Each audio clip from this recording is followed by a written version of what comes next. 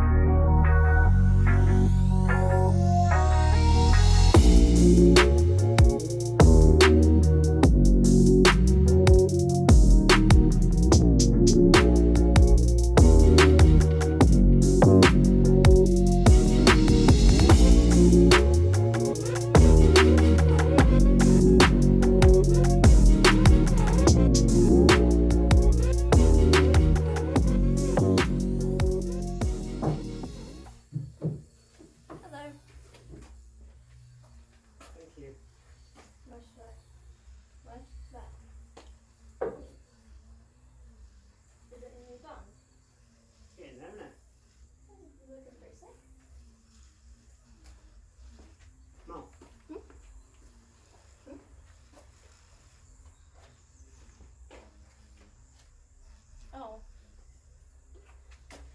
I guess you just made it into a YouTube video.